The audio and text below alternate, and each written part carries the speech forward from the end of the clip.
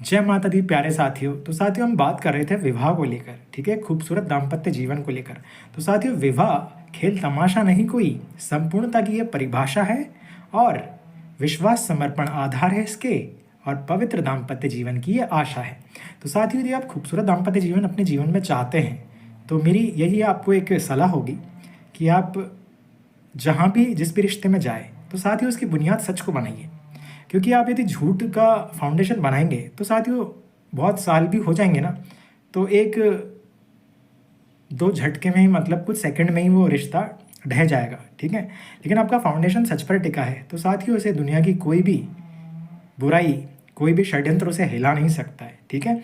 और साथियों झूठ कितना ही चमक ले, श्रृंगार कर ले, लेकिन सच के सामने हमेशा फीका रहता है।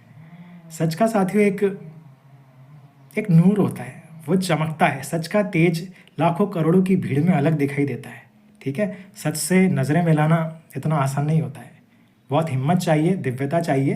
तो साथियों यदि आपको ऐसा बनना है और खूबसूरत रिश्तों का सुख सच में चाहते हो तो साथियों जिस भी रिश्ते में आप जाओ उसमें पूरा अपने आप को समर्पित कीजिए, ठीक है, डेडिकेट कीजिए। और विवाह के पश्चात ही जो ऐसा कि लिव इन के बारे में भी उन्होंने कहा था प्रेमानंद महाराज जी ने। तो साथियों आप कोई वस्तु नहीं हो साथियों जो आप कोई टेस्ट या ट्रायल किए जाएंगे, ठीक है। आपके इमोशन हैं, आप एक बहुत ही एक अच्छी आत्मा है।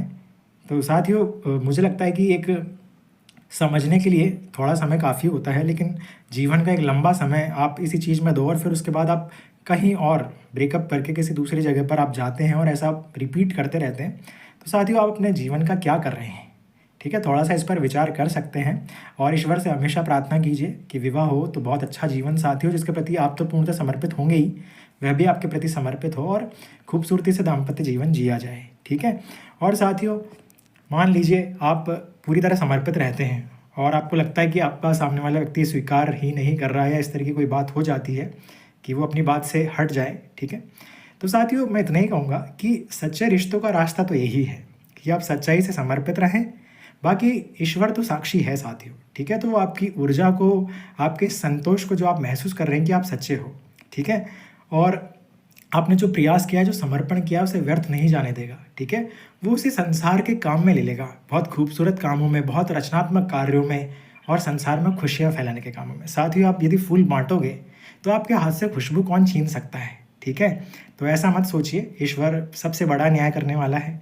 आप अच्छे हो, आप नेक इरादे रखते हो तो आपके साथ बहुत खूबसूरत न्याय भी होगा, ठीक है। तो यही रास्ता है, चलते रहिए, बाकी बातें अगले शॉट में।